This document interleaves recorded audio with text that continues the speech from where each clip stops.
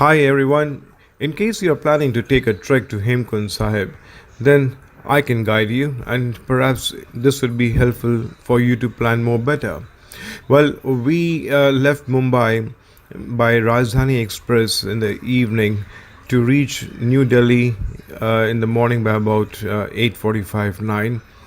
Then we spent some time over there because we had to reach Haridwar.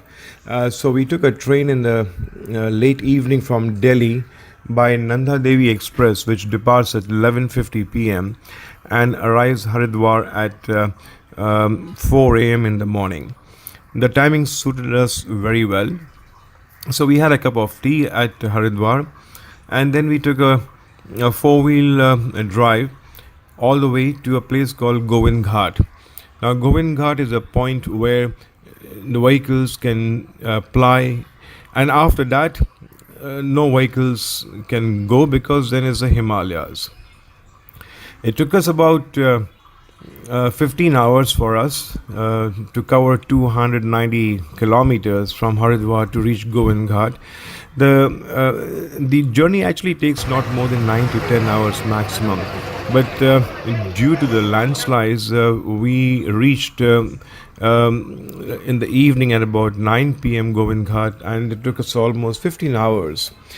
Nevertheless, the journey was beautiful. It was very scenic, but it became a bit tiring too. So we rested at Govind Ghat, and the next day in the morning, we took a trek which is 9 kilometers to reach a base camp called Ghangriya. Now, Ghangriya is about 10,000 feet above sea level.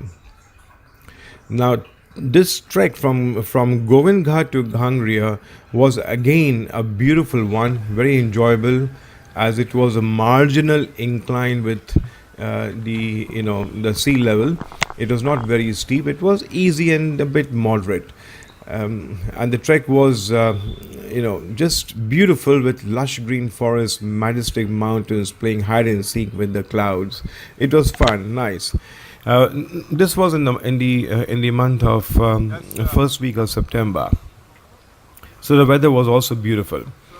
Then we reached Ghangriya, the base camp, and we rested the night so that we are fresh the next day morning to take a trek to Hemkund Sahib. Now, Hemkund Sahib was a trek is supposed to be a bit steep. It is a further climb of 3,700 feet from Ghangriya, and it is a moderate trek. So be prepared for quite a steep inclination of trek, which will tire you. And you need to also be careful of this AMS, that's the altitude mountain sickness, which is quite common to a lot of people when they do this trek. You must be wondering as to why we are trekking on the mules. Yeah, true. You see, we took this decision to trek Hemkund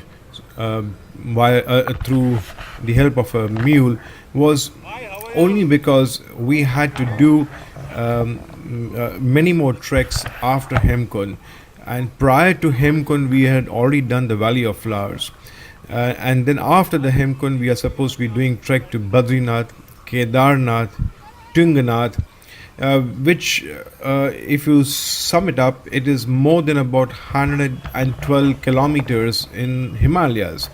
So just to give that break and keep reserves for the coming trek, we decided to go with the mule, and it was a good decision. Let me tell you this.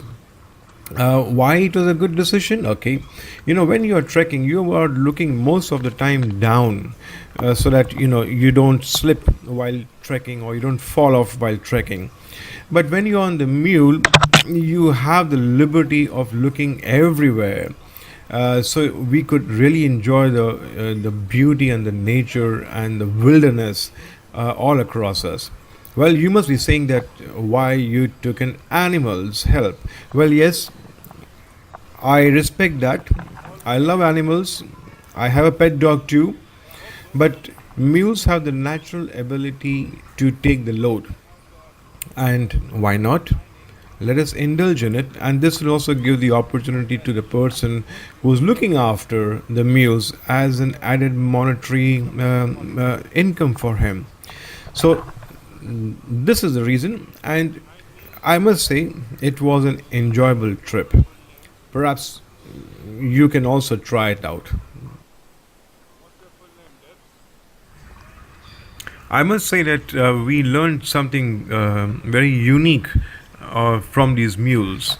They don't go straight; they go in a zigzag pattern, and when you go on a zigzag, especially when you're ascending or when you're climbing up, the strain on your body is very much reduced, and it was great to see these mules who are so sure-footed onto these slippery stones, and how they use the zigzag pattern to avoid the strain on them.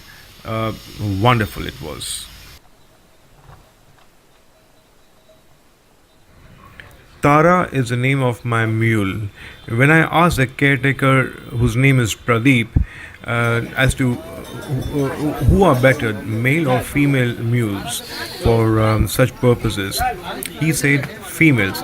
And when I asked him why, he says simple. Female mules have more stamina, they have more strength, they are obedient, and they are far more sure footed than the males. So here you go.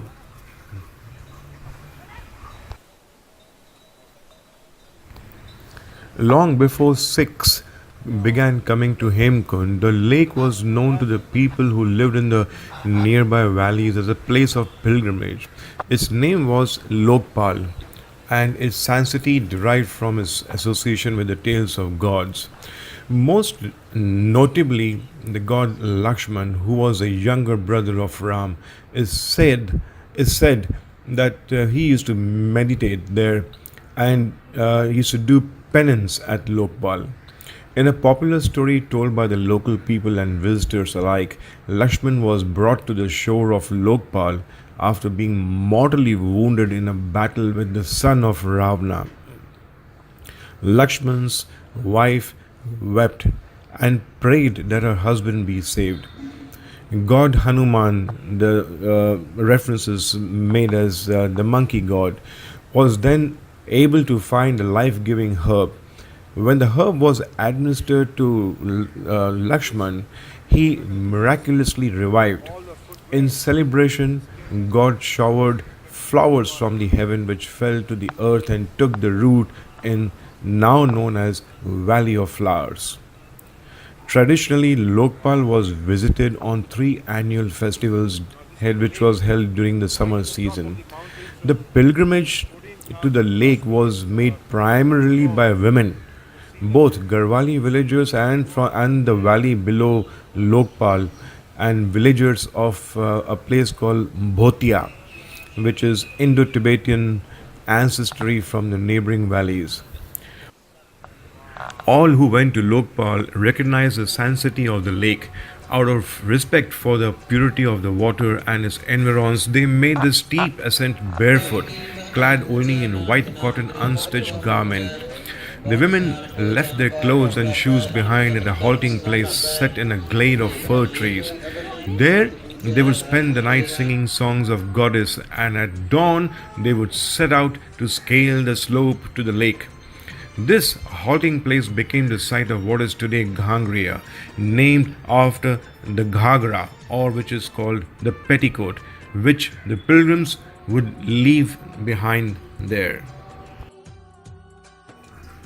The search for and discovery of Hemkund came out of the desire of the Sikhs to erect shrines to honor places considered sacred by the visit of their 10th Guru during his lifetime. Sikhs apparently did not consider looking for Hemkund until the late 19th century. It did not become a place of pilgrimage until the 20th century.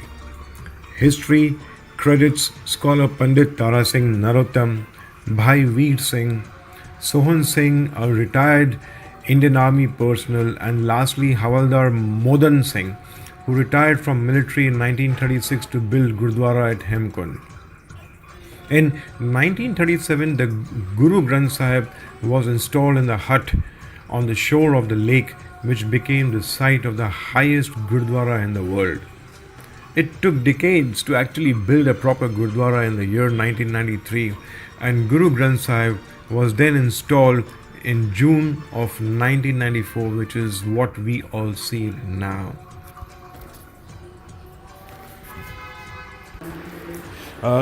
Like in any other Gurdwara, wherever you go, you will notice that the Gurdwaras are very, very hygiene conscious, and you'll never find any dust or dirt anywhere, whether it is the main Gurdwara or their halls or their corridors or staircase or the place where they offer langar.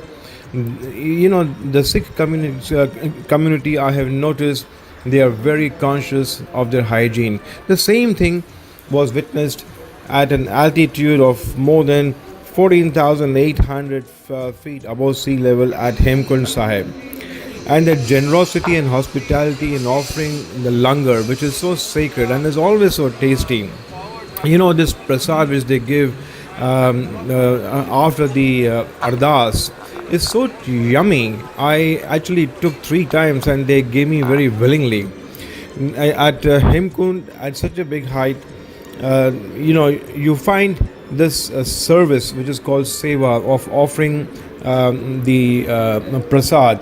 Here we were offered khichdi, steaming hot, and hot tea, which was very, very nourishing and lovely in taste.